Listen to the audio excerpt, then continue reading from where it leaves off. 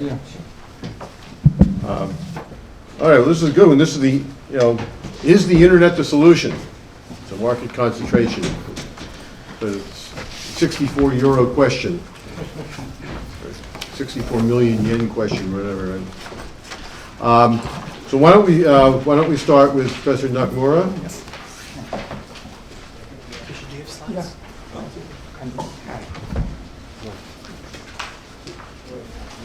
What's the name of it? Number two. Number two? Yes. I think, yeah, okay. Impact of Globalization. Yeah, Is it globalization?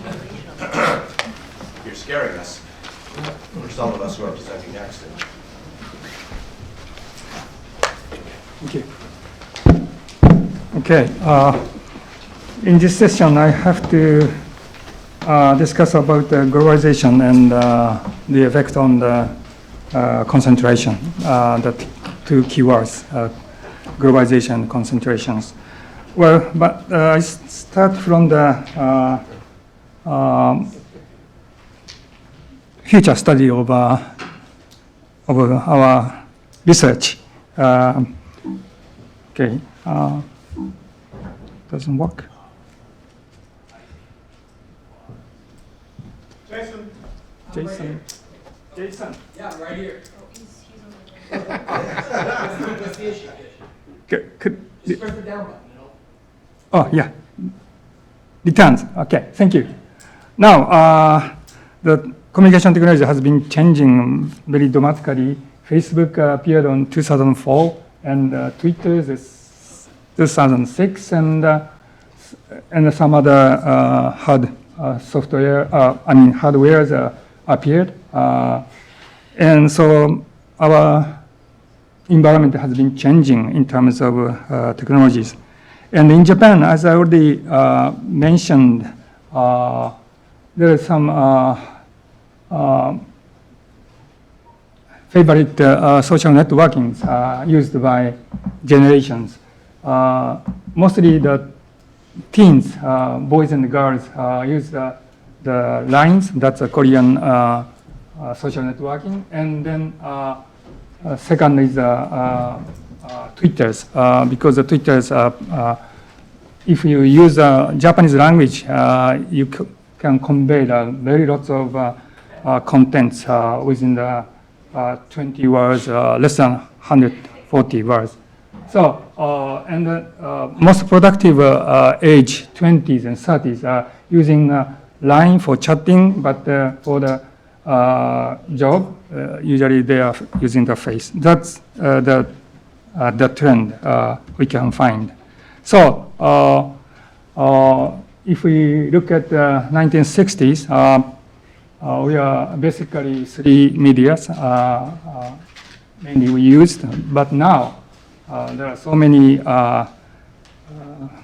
softwares and hardwares are available. So go back, sorry.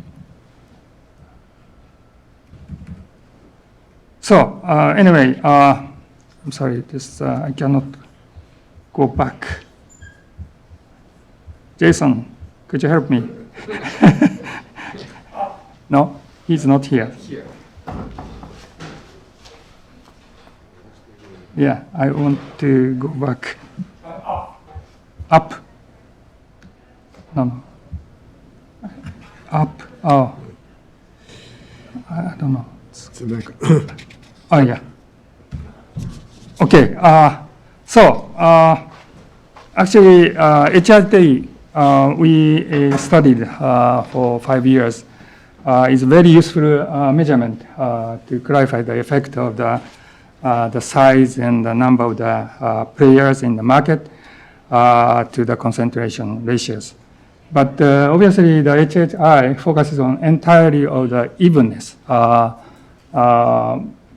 That's a kind of tradition of industrial organization theories. But it should be supplemented by the richness of media because we are now use many different type of medias. So, and moreover, HHI is focused on the supply side of the media. But it is important to take into account the number of the people reached and the amount of time needed to absorb the information, and the amount of money required to acquire the information, and so forth. So I think we should look at the demand side of the media. That's what I want to say. So diversity, I think, is the key word in the next stage of our studies. But diversity is just a combination of richness and evenness. That's, so we can borrow the idea from the biologies, like Shannon-Wiener diversity index. For example, we have 3 traditional media in the 1960s, but today we have, for example, just I limit the number 6, but in total 9 medias are available. Then in that case, we can use directly the Shannon-Wiener's index models, and I try to calculate the index of diversity in the 3 categories case, that 0.52, and even though the media's genres expanded from 3 to 9, and also concentrated. For example, this is a platform media, and this is news media and content media, and if there's some concentration on the one specific area, still we can get some different views on the diversities. So I think we should focus on this kind of discussion in the next stage. Now, go back to the globalizations. Many Japanese media are left in the back seat when it comes to creating international strategies because of the very serious language problems. So, but there is a large scale influx of the information to Japan through the internet, which I think indicate Japan is also experiencing rapid globalization in terms of media. So the internet obviously is a great contributor to promote globalization in Japan. And Google, Yahoo, some other search engines greatly contribute to the spread of the information right now in Japan. So in a sense, I think rather than focusing on the concentration index, I'm trying to focus on the diversities. The analyze how globalization has been affect concentration. We use diversity instead of concentration because diversity provided inverse image of the concentration. Because diversity itself is composed of the 2 concepts. One is richness and the other is evenness. Evenness is close to the concentration. So I try to apply using this just a numerical example. But there's no data which indicate how Japan is globalizing. So instead of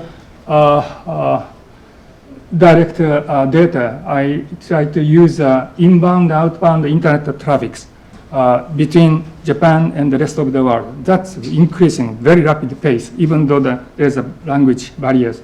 So instead of the HIHD index, I use the international traffic in Japan as a proxy variables to show the globalization. And also as a proxy variables of diversity, the number of the newspaper subscription is used. Again, there's some discussion about whether it is relevant or not, but that's the only data I got. So the newspaper was once a major source of information, but its subscription has been declining sharply due to the diversification of information sources. So decline in the newspaper subscription used as a surrogate variables densities. That's my idea. So I try to estimate it. The bottom line indicates traffic, international traffic in between Japan and the rest of the world. and the vertical line, the declining in the subsequent newspaper. So obviously downward, and I use just linear regressions, and obviously this is almost matched with intuitions. There is a sharp decline and of the internet newspaper subscription due to the international access. So it means there's a more diversified taking place in Japan in terms of media. So that's my report. Thank you.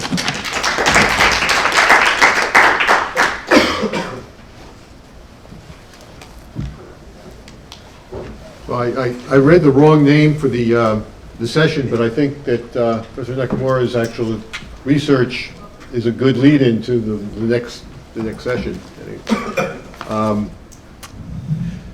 Very innovative. Good to see that. No. I need Juan sent me a updated. I assume he needs this, right, Juan? Yeah, I think so. Yeah. So just gotta open that up.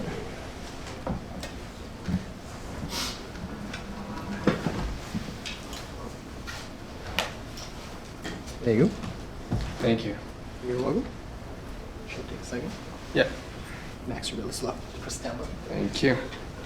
Okay, so I will address the topic of globalization, concentration in Hispanic countries. And so the first thing to me is, so what about globalization what? Say, because it's really difficult to be specific. So there are different trends in different aspects. So if we are talking about media ownership, or we are talking about contents, or we are talking different media industries, for example, film, broadcast shows, news, it is quite difficult to figure out an overall conclusion of what's happening in terms of globalization in Hispanic countries. But the rationale behind the globalization question is what happened in terms of identities, in terms of pluralism inside countries, and what if other dominant visions of like imperialism visions are trying to having an impact, a negative impact in terms of the conceptualization of the nations itself. Well, that's a classical question about globalization, right? And so that's why I will address now the topic of television fiction and what's happening in the Hispanic countries. So I didn't start but I would say that there are three historical moments. So when television arrived, so there was a big consequence of what happened after the post-war years in terms of movies, right? In terms of the film industry. So in terms of the film industry, at the beginning, there were two main actors in Hispanic countries, and at the beginning was just a consequence of political decisions. So and there were not like political decisions, but just geographical decisions, right? So Mexico was linked to the USA because of geography. I mean, was nothing strategic behind that, right? And I think the same, but my feeling is that was almost the same to Spain, right? So after the war, so Spain was with the defeated band, and Mexico was in the winner team. So was nothing strategic about that. So nothing really smart. So that was just both countries were there. So that's why Mexico has a really huge evolution of its film industry in the post-war years. When the television arrived, so the whole continent, the whole Latin America was watching Mexican films. So that was nothing really strategic behind that. So that's one moment. Second moment is when the Cold War finished again. So it started again a huge were in terms of companies' evolutions. And what happened in that particular moment is that Mexican industries were really in a good shape, encouraged by the link with the Mexican government. And so Mexico was the only country in the region that was not facing a civil war in any of the last decades. So that's the second moment. And the third moment is not right now. What's happening now is that we have the most interesting market in Hispanic market here at the USA. So I will talk a little bit about that. So again, it's all about main players, right? So Televisa is a giant in television and entertainment world industry in Spanish-speaking countries, and also America Mobile is leading the telecom industries in Spanish-speaking countries, and this is having a really huge influence in almost any Spanish-speaking country. This kind of similar country has a kind of similar story in both the industries. Well, they're based in the largest Hispanic country in the world, but companies started decades ago their globalization strategies with success in some of most Spanish-speaking countries, with limited success in Brazil because of language barriers, mainly. Spain because of really huge legal and cultural barriers, and the USA because of property barriers, right? Spanish companies are now the most dominant companies in radio broadcast, not in TV, not in telecom, not in publishing. And South America has, as I said before, strongest links with Spain, but Mexico was geographically and economically linked to the States. Right? It was just there, right? So what's happening in terms of fiction television flows? What's happening is that some countries are programming national and Ibero-American, so other Ibero-American countries, not local, right? And Mexico is dominating has a really huge percentage of local programming. Brazil has, as I said before, strong language barriers. So USA Hispanic is importing, right? Spain is programming local one. Chile is a huge importer. Venezuela as well, Ecuador as well. What's happening? So the conclusion of this table is most of the countries are at the beginning trying to program local fiction shows, right? So the beginning television. In the middle of globalization terms, think about USA, for example, right? In the middle of globalization times, television shows are strictly local at the beginning. So, but some things are happening in terms of flows, in terms of international flows. And so there are 4 huge exporters in the region: Mexico, Colombia, USA, Hispanic, and Brazil. And this table is showing where the exportations are going. So at the beginning, exportations of Mexico are going to almost all the region, but most importantly to the USA Hispanic. And Colombia exportations are going to Ecuador, but also important to USA Hispanic. And USA Hispanic is going to Mexico. So there are 4 companies in the region: Televisa, Caracol, Telemundo, and TV Globo. They are the main television fiction exporters. And now this is the third. This is what's happening now in terms of economic audiences of Spanish-speaking population, right? So the most important change in Spanish-speaking populations are here in the States. Right, and so this is slowly decreasing. This is stopping because, as you may know, the growth population is a consequence of basically poor educated people, right? So more educated people increase slowly, right? So that's happening now at the States. This increase is becoming stabilizing.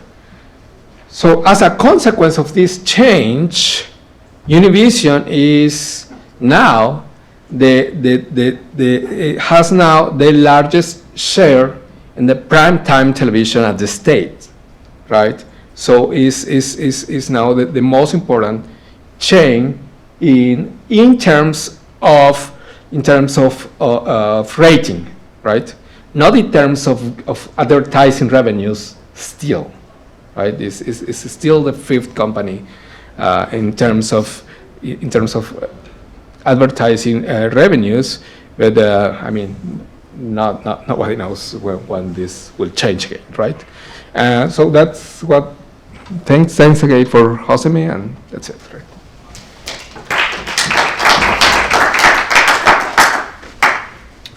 Thank you.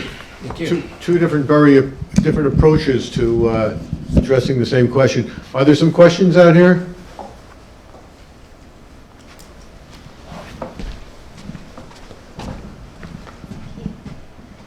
I have a question to Professor Nakamura.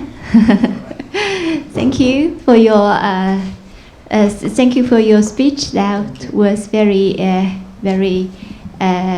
helpful for us to understand that concentration, and also the point you made that we should shift our attention from the concentration per se to the diversity, which could be more valuable for us to understand the real value of the media.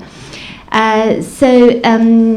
know that Japan is doing very well to export its cartoon, its video or its films to the countries around. And recently there is an event attracted attention from many of us.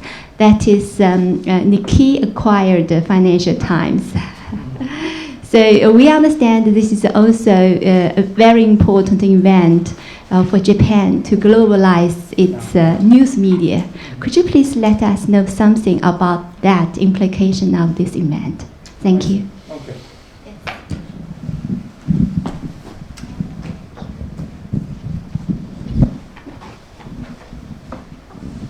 Thank you for questions. As you just mentioned, Nikkei, that's the largest economic journal, decided to take over the Financial Times, and I think it's just the beginning. Japanese basically is very cautious for being the global, not only companies but also the people themselves. So, obviously, the economic journal is a very special case because the news is mostly covered financial world and economic issues and so forth. So, I think to me there is some problems in terms of analysis of the issues. The journalists basically are not trained in academic ways. Most journalists just graduated from the ordinary universities. Some of them are was majored in economics and politics and so forth. But as far as economics is concerned, my personal feeling is that there is a lack of the specialist, particularly to analyze deeply the economic events happening in the world. That's, I think, a huge problem to the Japanese journalists. Thank you. I have two questions to Professor Nakamura. I missed the operational definition of evenness. That's one thing. And the other thing that, there is a strong R square, right? This is 0.9 R square, you say? Yeah.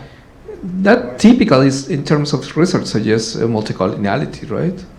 I'm not sure how do you, I'm really sure that there are two different paths. Okay, I'm sorry, I don't understand the second question. Earthquake we have experienced, yeah? And Yeah. I mean, when we have a really strong correlation, I mean, the typical analysis try to anticipate so that they are indeed measuring the same thing, right? So we refer that as multicollineality.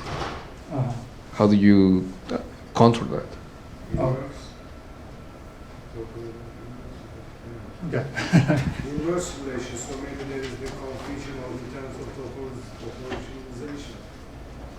Yeah, I still have not clear idea what you're asking in the second question. But as far as the evenness is concerned, I think the concentration ratio, which is represented by HHI, is more focused on the equal size is better than the concentration in a small number of the players. So, but we have to consider the different type of the player in a group. So we should have information about the evenness in terms of HHI, but at the same time, how different functions each different media has should be clear in the process of analyzing the media concentration. So we can borrow some ideas from the biologists. There are, for example, if we have three kinds of flowers, then if one type of flowers has, for example, 7, and the second category has just 1 flower, and the third category is just 1 flower. So in total it's 9. But if it becomes equal, 3 for one category, the 3 for second category, 3 for third category, we should have differentiate those differences. We should make it clear the differences between those 3 categories, even though total number is 9, but allocations of the number is different among the 3 categories. So in that sense, evenness and richness is, I think, should be considered in the next stage of the concentration. That's my answer. I have a question to Kiyoshi too, which is related to this presentation and also to the previous one before lunch. And it's about Japan as an exporter. You have a good tradition of success exporting electronics, cars, and so on. Yeah. But when you go to the media industry, you have an example of success, which is cartoons, Yeah. video games too. That's But a complete failure exporting songs, movies, TV shows. What can explain this different of the success of cartoons, the lack of success with, for instance, movies or TV shows? Okay. It's a very difficult question to answer directly. But animation is, very much simplified the stories and so forth. So it is, I think, more easy to accept from other countries' peoples, and that's, I think, one point. But films and some other kind of cultures, contents, maybe takes time to be understood by other countries' peoples. That's my impression. So it's very, very much a cultural issue. At the same time, the way of expressions, whether it is simple or complicated, That's, I think, the key point.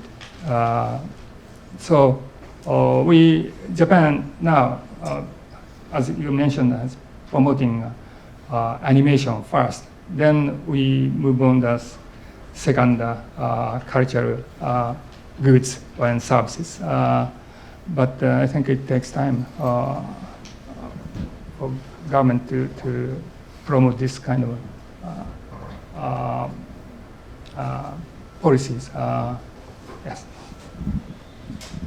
So my question is also related with the globalization and globality, regionality, and the locality concept, since the social media and the two cases of Latin America, Spain, and Japan shows that there is the globalization of media markets or the whatever the products, but social media we see in Chinese and Latin American case the regional. So how can we first conceptualize globality and regionality, then operationalize the two concepts so that we can see the emergence or the existence of social media for the next research topic? Thank you. Am I clear, Professor Nakamura? The globality, is there any difference? Can you define globality in the context of Japan media markets? Thank you. Yeah, thank you. Well, as I show you in the last slide, I tried to pick up proxy variables. In the case of the globalization, I used inbound, outbound internet traffic. It's very surprising. The last year, outbound traffic increased 28%, just only 1 year. So it's I think Japan is standing at the starting point of globalization in that sense, using the social network. But that is just one indicator to show the globalization in term related to the media sectors. But I was not able to find other data about globalization. So that's why I used the inbound, outbound internet traffic. But the question is how to measure the diversification. That's, I think, crucial question we have in the next stage of our research, I believe. Yeah. So. Norm index is interesting on that, measuring the diversity. I use in my chapter. Oh. And really, it parallels with the literature in media and communication studies. I see. Okay. I'm sorry, I didn't realize that. Yeah. So norm index is related to the diversity of voices, and we look at the concentration levels and the media diversity. And norm index proves that in, for example, in media communication, descriptive or quantitative studies talks about political parallelism and media pluralism, etc., but there is no way of measuring it. But in that sense, norm index help us to measure to a certain extent the diversity. Yeah. Okay. So maybe you can come up with more indexes or something that we can better measure it. Okay, I understand. Instead of using the in Turkish chapter I mentioned and I use and I prove that norm index is useful tool to measure the voice diversity. Okay. For the second edition, we'll all do it. I think we're going to have to end it there and move on to the next session, which probably may cover some of the same stuff. Thank you. Very good.